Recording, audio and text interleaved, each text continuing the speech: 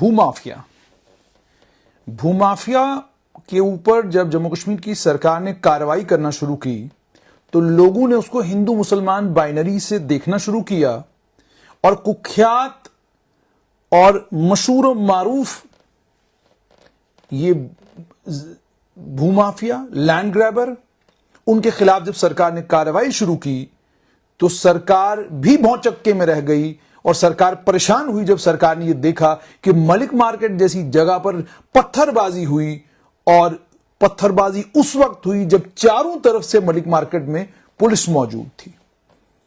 उसी दिन जम्मू कश्मीर पुलिस को यह समझ जाना चाहिए था कि जम्मू कश्मीर पुलिस में काम करने वाले कुछ पुलिसकर्मी भी इन लैंड ग्रैबरों के साथ मिलकर काम कर रहे हैं और सिर्फ काम ही नहीं कर रहे हैं। बहुत सारी हाउसिंग सोसाइटीज जम्मू में ऐसी हैं, बहुत सारे जो नए फ्लैट जम्मू में बने हैं, इसमें बाजाब्ता इन पुलिसकर्मियों के शेयर हैं। इसमें सीनियर पुलिसकर्मी भी मौजूद हैं और इसमें जूनियर पुलिसकर्मी भी हैं। और थानेदारों की तो बात ही मत पूछिए।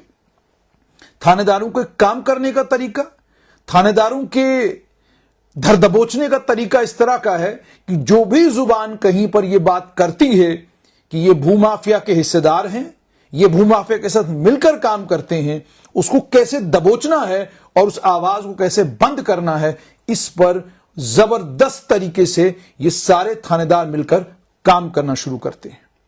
जम्मू कश्मीर पुलिस के डीजीपी आर स्वैन सूत्रों के हवाले से खबर मिल रही है कि उन्होंने बिल्कुल साफ किया है और अपने पूरे पुलिस डिपार्टमेंट को यह कहा है कि खंगाल निकालिए उन तमाम भूमाफियाओं को और बाहर निकाल लाइए उन पुलिसकर्मियों को जो भूमाफिया के साथ मिलकर, लैंड ग्रैबरों के साथ मिलकर, जिन्होंने लोगों की जिंदगी अजीरन कर दी है।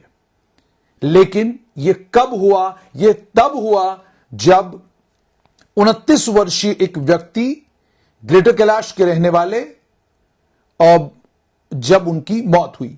बताया जाता है कि अवतार सिंह पुत्र बलबीर सिंह, इनके ऊपर गुंडों ने हमला किया और गुंडों ने हमला तब किया जब रविंद्र कुमार गुप्ता इलियास गोला शाह वो उनके साथ थे। यह भी कहा जा रहा है और यह आपने कल वीडियोस भी देखी होंगी कि उनके परिवार के लोग जब शव लेकर गवर्नमेंट मेडिकल कॉलेज हॉस्पिटल के बाहर आए और पोस्टमार्टम हुआ, वहां पर तरनजीत सिंह टोनी भी पहुंचे। उन्होंने इसमें कहा कि सिट बननी चाहिए और सिट बनकर इसका भांडाफोड़ होना चाहिए, इस मामले में सख्त कानूनी कार्रवाई होनी चाहिए।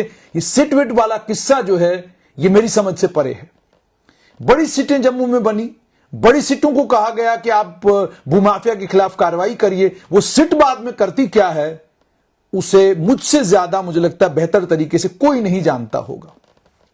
अब इसमें बेसिकली जो परिवार के लोग हैं उन्होंने ये कहा, उन्होंने आरोप लगाया कि गोला शाह भी उन अपराधियों में है जिन अपराधियों ने यह हत्या की है और जिस समय उनके अवतार सिंह के ऊपर हमला हुआ गोला शाह मौके से फरार हो गया। उन्होंने यह भी कहा कि हमने पुलिस को इस बात की जानकारी दी थी कि गोला शाह और उसके गुंडे मेरे बेटे को धमका रहे हैं, लेकिन पुलिस इस मामले में खामोश रही।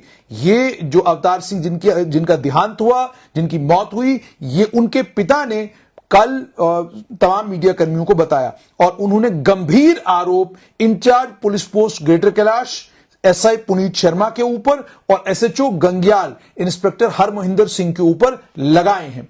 पुलिस ने सुबह कोई कार्रवाई भी की है मगर कार्रवाई संतोषजनक है ऐसा कहा नहीं जा सकता।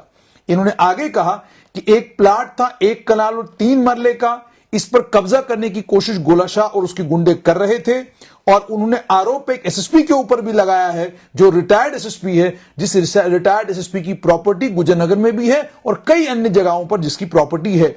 और जाहिर सी बात है इसमें पुलिस ज्यादा पड़ताल करेगी नहीं। जब कोई पुलिस का ही आदमी किसी भी मामले में आरोपी पाया जाता है या किसी भी कांड में लिप्त पाया जाता है तो फिर पुलिस अपने पांव पीछे कर लेती है। और कमाल की बात यह भी देखिएगा कि इन सीनियर पुलिस ऑफिसरों के आज भी कई एसएचओ हैं, कई ऐसे हैं जो इनके बड़े खास होंगे। और सिर्फ इतना ही नहीं बल्कि इन्वेस्टिगेटिंग ऑफिसर अलग अलग थानों के उस वक्त शायद कांस्टेबल रहे होंगे या पुलिस में किसी और छोटी मोटी पोजीशन पर रहे होंगे जब ये थानेदार रहे होंगे, जब ये एसएसपी रहे होंगे, जब ये डीआईजी रहे होंगे। जब पुलिस उन्हीं आयोगों को इनकी इन्वेस्टिगेशन की जिम्मेदारी दे देती है ये दरवाजे पर जाकर जनाब जनाब करना शुरू करते हैं इनके यहां, तो कौन सी इंक्वायरी होगी और कौन सा किसी के खिलाफ कोई कार्रवाई होगी। इसमें यह भी कहा गया है कि जब डीजीपी दिलबाग सिंह थे उस दौर में गोला शाह के खिलाफ जो है कार्रवाई हुई, उसका नेक्सस बस्ट किया गया, एफआईआर रजिस्टर की गई उनके खिलाफ। ग्रेटर कैलाश, चौआदी, भटिंडी, सुंजवा, छन्नी हिम्मत एक्सटेंशन, त्रिकुटा नगर एक्सटेंशन में जो अलग अलग परिवार थे उन लोगों ने की, अलग अलग एफआईआर लगी, ये सारी चीजें भी कही गई हैं। और उसके बाद ये भी कहा है, ये भी जानकारी पुलिस के पास है, पुलिस की जानकारी के मुताबिक गोला शाह के खिलाफ गंग्याल में, बहुफोर्ट में, अरसपुरा में, गांधीनगर में और क्राइम ब्रांच थाने में एफआईआर रजिस्टर्ड हैं। और इन तमाम एफआईआरों में वो लैंड ग्रैबिंग में इन्वॉल्व हैं। इस लैंड ग्रैबिंग का जिक्र भी किया गया है, ट्रेसपासिंग के आरोप है, आर्म्स एक्ट है, सेक्शन 420 है। पुलिस उसके बाद लोग क्राइम ब्रांच के पास गए हैं, पुलिस थानों में गए हैं, कंप्लेंटें की, सब कुछ किया, लेकिन उन तमाम चीजों का नतीजा जीरो। एक ब्रिगेडियर कंवल लखनपाल हैं, ये ठीक एयरपोर्ट के पास रहते हैं। उस ब्रिगेडियर को भी उस ब्रिगेडियर के अपने प्लॉट के ऊपर, अपने प्लॉट को छुड़वाने के लिए उसकी जंग अभी तक जारी है। और आप जानकर हैरान होंगे कि जम्मू की डीसी सुषमा चौहान होती थी और उस बुजुर्ग ने, बेचारे ने, जो अलग अलग बीमारियों में ग्रस्त है, कम से कम 10 चक्कर सुषमा चौहान के भी लगाए होंगे और उससे भी ये गुजारिश की होगी कि जनाब मेरी जमीन है, कागजात मेरे पास, तमाम डॉक्यूमेंट्स मेरे हक में, उसके बावजूद जो है आप मुझे वो क्या कहते हैं, जमीन मुझे नहीं दिलवा पा रहे हैं। ये हालत है जम्मू कश्मीर की। यानी एक आदमी की जमीन है, इंतकाल उसके नाम पर, कागजात सारे उसके नाम पर, लेकिन कब्जा किसी और का है। और उस कब्जे को इंश्योर करते हैं थानेदार, उस कब्जे को इंश्योर करते हैं पुलिस के कुछ सीनियर ऑफिसर, जो अलग अलग जगहों से स्ट्रिंग्स खींचते हैं, रस्सियां खींचते हैं। और आपको जानकर हैरानी होगी कि आज भी पुलिस के कुछ सीनियर ऑफिसर हैं, जिन सीनियर ऑफिसरों की नजर इस बात पर है कि कहां से कौन क्या बात कर रहा है, तो वहां से ये रस्सी खींचो, यहां से ये रस्सी खींचो, किसी तरीके से इनको किसी और काम में लगा दो ताकि हमारे बारे में बात न करें। आगे बात करेंगे। साल 2019 में रविंद्र कुमार इलियास रविंद्र गुप्ता गोला शाह को क्राइम ब्रांच ने अरेस्ट किया। FIR number 19/2011 under section 420, 460, 468, 471, 120B RPC. Investigation में बहुत बार उसको बुलाया गया कि वो कॉपरेट करे, लेकिन इन्वेस्टिगेटिंग ऑफिसर की वो बात नहीं मानता है और इन्वेस्टिगेटिंग ऑफिसर की इन्वेस्टिगेशन में मदद नहीं करता है। उसके बाद वो कोर्ट में गया और उसे 16 अगस्त 2019 को बेल मिली। कोर्ट ऑर्डर के बावजूद आईओ के पास गोला शाह गया नहीं। अब आप ये भी देखिए कि आईओ का हाल ये है कि आईओ, इन्वेस्टिगेटिंग ऑफिसर, जो आम लोगों को परेशान करने में कोई कसर बाकी नहीं रखते, जो आम लोगों को तंग करने में कोई कसर बाकी नहीं रखते, और आम आदमी जब उनके पास ना आए तो 4 लोगों को उसके घर भेज देते हैं कि उसको उठाकर ले आओ, उसको बताओ कि आईओ ने उसको बुलाया, थानेदार ने उसको बुलाया है। लेकिन इन्हीं थानेदारों को जब भूमाफिया से जुड़े हुए लोगों को बुलाना होता है तो किस तरीके से बुलाते हैं, क्या जुबान इनकी होती है। काश पुलिस डिपार्टमेंट उसकी भी रिकॉर्डिंग कर रखती, काश पुलिस डिपार्टमेंट उन कॉल्स को भी मॉनिटर करती, तब जाके उनको पता चलता कि उनके थानेदार जब लैंड ग्रैबरों के साथ, लैंड माफिया के साथ बातचीत करते हैं, उनके बातचीत करने का तरीका क्या होता है, और जब वो शरीफ लोगों के साथ बातचीत करते हैं उनके बातचीत करने का तरीका क्या होता है। इस पर भी जम्मू कश्मीर पुलिस को काम करना चाहिए। अब इसमें देखिए आप हालत क्या है हमारी। 20 एफआईआर इस शख्स के खिलाफ है। पुलिस स्टेशन गंग्याल कहता है कि ये हिस्ट्री शीटर है। गंग्याल पुलिस स्टेशन 2006 में लैंड ग्रैबिंग इंसिडेंसेस बाय गोला Shah started growing out of control, ये अखबार की खबर भी है। उस वक्त के डीसी जम्मू ने पीएससी के तहत इनके खिलाफ अरेस्ट वारंट निकाले। एडिशनल सेशन जज ने फौरन इसको, आरोपी को कहा कि आप इन्वेस्टिगेशन में मदद करें। 23 अगस्त 2019 को गोला शाह को अरेस्ट किया गया। उसके बाद सवाल जवाब भी किए गए, लेकिन 27 मई 2022 को गंग्याल पुलिस ने पीएसए के तहत उनको अरेस्ट किया। जम्मू पुलिस ने डिस्ट्रिक्ट मजिस्ट्रेट जम्मू के आदेश के तहत उन्हें central jail Kot Bhalwal shift किया। उसके बाद एफआईआर 53/2022 अंडर सेक्शन 420, 467, 468, 504, 506, 379 आईपीसी गोला शाह के खिलाफ Kamal Nab Sharma son of late Hansraj, resident number 123 Peer मिठा जम्मू, उसने कहा कि ग्रेटर कैलाश मेरी जमीन है जिस पर गोला शाह कब्जा कर रहा है। 22 एफआईआर लैंड ग्रैबिंग की, चीटिंग की, फ्रॉडलेंट डील्स की ऑलरेडी गोला शाह के खिलाफ रजिस्टर्ड है। उसके अलावा एक लंबी फहरिस्त एफआईआर की अगर मैं पढ़ने जाऊं तो इसमें कम से कम आधा घंटा लगेगा जो एफआईआर लगी है। मैं थोड़ा सा आपको बताऊं, FIR 27/2002, FIR 61/2004, FIR 95/2006, FIR 103/2007, FIR 9/2007, FIR 155/2011, FIR 163/2011, FIR number 171/2011, FIR 52/2012, FIR 53/2005, FIR 57/2006, FIR 9/2007, FIR 182/2021, FIR number 128/2005, 3/25 arms act, FIR 42/2022, उसके अलावा एफआईआर 42/2012, उसके अलावा एफआईआर 31/2012, एफआईआर 19/2011, एफआईआर 6/2019। ये इतनी एफआईआर दर्ज हैं गोला शाह इलियास रविंदर गुप्ता के खिलाफ। पुलिस के काम करने का तरीका क्या है, इस पर बड़ी हैरानगी होती है।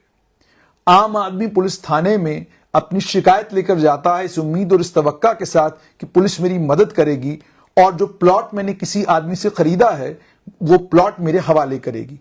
मगर आप ये देखिए कि पुलिस का रवैया उस शख्स के साथ कैसा होता है। उसे 15 बार थाने बुलाया जाएगा पूछने के लिए, पूछताछ करने के लिए, और साफ मालूम पड़ता है कि वो इसलिए बुलाया जाता है उसको ताकि वो 10-12 बार जब थाने आए तंग हो और कहे छोड़ो जनाब मैंने इस मामले को परस्यू ही नहीं करना। इसी तरीके से केरन जो जानीपुर थाने में पड़ता है वहां पर भी इसी तरीके से बहुत सारे प्लॉट जो है एक इसी तरीके के लैंड ग्रैपर ने अलग अलग लोगों को बांटे। जब अपने ही प्लॉट पर मकान बनाने के लिए लोग वहां पहुंचे तो केरन के पास में ही एक लोकेलिटी है, उस बस्ती का एक गुंडा, उसे पैसे दिए गए या उसे क्या दिया गया मुझे इस चीज की तो जानकारी नहीं है, लेकिन उस गुंडे ने 4 आदमी लाए और उन्होंने जो भी वहां पर काम कर रहे थे उन पर पत्थर मारने शुरू कर दिए। और उसके बाद आप चिनौर चौकी से पुलिस पोस्ट का इंचार्ज फौरन मौके पर पहुंचता है और जो जमीन का मालिक है उसे कहा जाता है कि जनाब आपके खिलाफ कंप्लेंट हमारे पास आई है, आप फौरन इसको खाली करिए वरना हम आपके खिलाफ कार्रवाई करेंगे। क्या यहां पर लैंड ग्रैबर का और चिनौर पुलिस पोस्ट का जो इंचार्ज था उसके नेक्सस का पता नहीं चलता? उस समय के एसएचओ दुमाना को बजाय एसएसपी, उस समय के एसएसपी जम्मू, बजाय इसके एसएसपी जम्मू एसएसपी दुमाना से ये पूछते कि जनाब आप ये बताइए चिनौर अगर आपकी जुरिसडिक्शन में आता है, वहां एक आदमी अपने प्लॉट पर मकान बनाने के लिए गया है, उसको प्रोटेक्शन देने की बजाय आप एक गुंडे को प्रोटेक्शन दे रहे हो, आप एक गुंडे के कहने के ऊपर वहां पर उस शख्स के खिलाफ एफआईआर लगा रहे हो जो उस जमीन का मालिक है। और सिर्फ इतना ही नहीं बल्कि इन लैंड ग्रैबरों का कलेजा और इनका हौसला तो इतना है कि जब पिछली बार सरकार ने लैंड ग्रैबरों के खिलाफ कार्रवाई करने का काम जम्मू कश्मीर में शुरू किया तो आप जानते हैं हुआ क्या कि पुलिस के कुछ ऑफिसर्स उन्होंने लैंड ग्रैबरों के साथ इस तरीके की अपनी सेटिंग बिठाई कि जब मलिक मार्केट में पथराव हुआ तो किसी को पता नहीं चला कि पुलिस की मौजूदगी में चारों तरफ पुलिस होने के बावजूद यह पत्थर कहां से चला। उस वक्त भी पुलिस ने इसको गंभीरता के साथ नहीं लिया। इसलिए पुलिस गंभीरता के साथ नहीं लेती कि आज डीजीपी आर स्वैन है, वो इस लैंड माफिया के खिलाफ सख्त कानूनी कार्रवाई करना चाहते हैं, वो आम लोगों को महसूस कराना चाहते हैं कि पुलिस आपके साथ है और इंसाफ आपको जरूर मिलेगा। लेकिन कल जब डीजीपी आर स्वैन नहीं रहेंगे, कोई और डीजीपी आएगा तो यह कहानी, यह किस्सा वहीं पर खत्म हो जाएगा। इसीलिए मैं बार बार कहता हूं जब तक एक सिस्टम ऐसा इन प्लेस ना हो, जिस सिस्टम को बाईपास करना, जिस सिस्टम को ओवररूल करना, जिस सिस्टम से बच के निकलना पुलिस वालों के लिए मुमकिन ना हो, तब तक बात बनेगी नहीं। मैं बार बार एक मिसाल देता हूं और बार बार यह बात कहता हूं कि थानेदार जो भी कहानी बनाते हैं वह अपने सीनियर को सुनाते हैं, वही सीनियर अपने सीनियर को सुनाता है, वही सीनियर अपने सीनियर को सुनाता है। इसीलिए आम लोगों को इंसाफ नहीं मिलता क्योंकि आप थानेदार की कहानी को सच मान लेते हैं। और अगर आपका थानेदार कहानी सच्ची सुनाता है तो फिर मुझे बताइए कोर्टों में कन्विक्शन की बजाय लोग रिहा होकर बाहर क्यों आते हैं? जब कन्विक्शन हो, जब आप जो मामला बनाएं उस मामले पर कोर्ट कन्विंस्ड हो कि आपने सच्चाई पर मबनी आपका ये सारे का सारा मामला है, तो जाहिर सी बात है उसमें कन्विक्शन होगी। लेकिन जब कोर्ट कन्विंस नहीं होती, कोर्ट आपकी कहानी सुनती है, वह आपकी परतें खोल के रख देती है कि ये जो आपने कहानी गढ़ी है, ये गढ़ी कैसे आपने कहानी, ये तो सच पर आधारित लग नहीं रही। इसमें तो साफ साफ तौर पर पता चल रहा है कि ये कहानी आपने मैनिपुलेट की है, ये कहानी आपने बनाई है। तो आम आदमी को इंसाफ कहां से मिलेगा? अब इस मामले में भी पब्लिक परसेप्शन कुछ भी हो, पर आम आदमी के जहन में कुछ भी हो, वो चाहे भी पुलिस की मदद करना, वो चाहे भी पुलिस के सामने आना, मगर आम आदमी जानता है कि जब मैं थाने जाऊंगा, आज ये टाइम है, आज इस डीजीपी का दौर है, ठीक है, इस टाइम में मेरी मदद भी होगी, इस टाइम में इन लोगों के खिलाफ कार्रवाई भी होगी, सब कुछ होगा, लेकिन कल जब ये नहीं रहेंगे तो मेरे मामले का क्या होगा? इसीलिए जब पुलिस कार्रवाई करे लैंड ग्रैबिंग के मामले में, तो पुलिस की कार्रवाई इतनी पक्की होनी चाहिए कि जो भी आदमी, जो भी थानेदार, जो भी आईओ जिसकी रिपोर्ट की बिना पर या जिसकी रिपोर्ट पढ़ने के बाद कोर्ट इन लैंड ग्रैबरों को रिहा कर दे या कोर्ट इन लैंड ग्रैबरों को बेल दे दे, उस आईओ को फौरन उसी वक्त अटैच भी किया जाना चाहिए और उसके खिलाफ कार्रवाई भी की जानी चाहिए। उस थानेदार को दोबारा थाना नहीं मिलना चाहिए जिस थानेदार के होते हुए इस तरह के अपराधों में लिप्त आदमी उन्हें कोर्ट से बेल मिले। क्योंकि जाहिर सी बात है, जितना वाटर टाइट आपका केस होगा, जितनी पुख्ता आपकी दलील होगी, उतना ही पुख्ता कोर्ट का फैसला होगा। जब आपकी दलील ही पुख्ता नहीं होती, जब आपका केस ही मजबूत नहीं होता, तो कोर्ट आपको क्या कहते हैं, किसी किस्म की कोई रिलैक्सेशन दे दे, उसकी तो पॉसिबिलिटी है ही नहीं। क्योंकि जज साहिबान ने तो आपकी दलील पढ़नी है और दलील पढ़ के तय करना है कि हम कार्रवाई करें कि न करें। तो इसलिए जम्मू कश्मीर पुलिस जिस रास्ते पर चल पड़ी है, जहां पर जम्मू कश्मीर पुलिस ने यह तय किया है कि आम लोग मदद करें, आम लोग अपनी व्यथा और अपनी परेशानी लेकर पुलिस के सामने आए, अपनी कहानी सुनाएं, हम इस बात को सुनिश्चित करेंगे कि भूमाफिया के खिलाफ सख्त कानूनी कार्रवाई हो।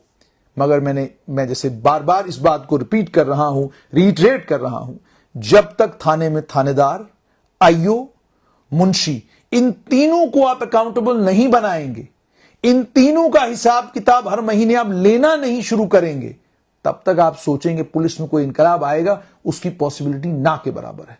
हर आदमी को आपको अकाउंटेबल बनाना होगा सिस्टम में। पुलिस थाने के थानेदार से लेकर मुंशी तक हर एक को अकाउंटेबल बनाना होगा कि आपके पास अगर हमने 5 केस दिए, कितने केसों में आपने चालान पेश किया, इन 5 केसों में क्या रिपोर्टें आपने दी, इन 5 केसों का नतीजा क्या निकला। जब तक इस पर फोकस नहीं होगा तब तक बात बनेगी नहीं। इसलिए जरूरत है कि director general police RR swan ईमानदारी के साथ और उनकी टीम पूरी ईमानदारी के साथ चाहती है कि भूमाफिया के खिलाफ कार्रवाई हो, मगर जहां उसमें आम लोगों का यह रोल है कि आप अपनी व्यथा और अपनी कहानी लेकर पुलिस के सामने आए, वहां पुलिस की भी ये जिम्मेदारी बनती है कि जो लोग सामने आते हैं उन्हें सुरक्षा भी प्रोवाइड की जाए और इंश्योर ये भी किया जाए कि जो लोग आपको अपनी व्यथा सुनाते हैं उनकी व्यथा सुनकर पुलिस इतने वाटरटाइट केसेस बनाए कि उस वाटरटाइट केस के बनने के बाद भूमाफिया के पास बाहर निकलने का कोई रास्ता ना बचे।